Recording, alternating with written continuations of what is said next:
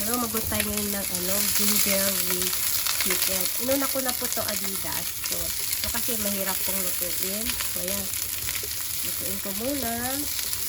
Habang niluluto ko, napakita ko po sa inyo ito. Pinakuluan ko barley water po. Ito maganda po ito sa sa pag mainit po ang panahon. Ito pinakuluan ko sa tubig, tapos nilagyan ko po yung yung sugar cane na na ginawa sa tubo na asukal. So yan, masarap po yan. So ayan, tapos na po siya, i-off ko na po. So ayan, ito po naman yung ating recipe ngayon,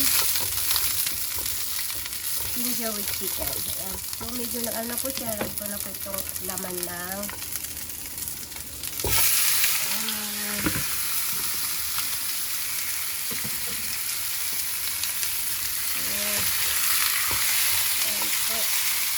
Pinasangat ko na. Kaya natin para masarap po.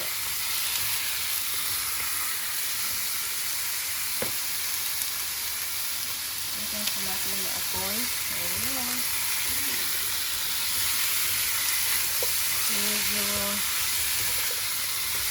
po siya. Takpan po natin para po igisa po natin na kaunti. Lalagyan natin ng soya sauce. Ano ko na po yung ating sisig. Saka paminta.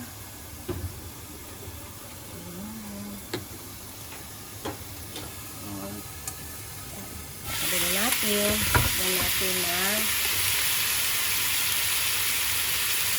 yan, paminta po.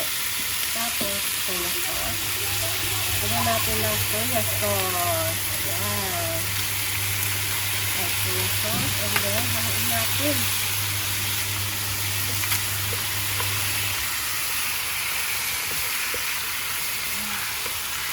Lalagyan ko na po ng tubig ko para papalambutin na lang natin.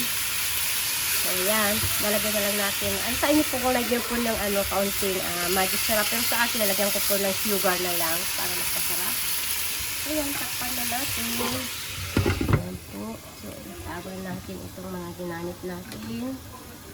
So ngayon, kukuha tayo ng kaunting tubig para po pagluto dito sa ating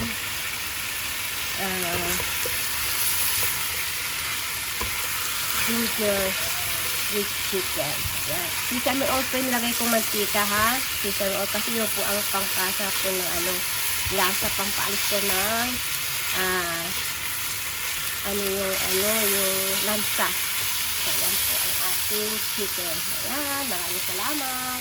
At kung na po maalam nyo na po kung lagyan ng tubig, palambutin na lang po natin po. Ayan. So, masarap po yan para sa mag-iwan na lang po tayo na kaunti.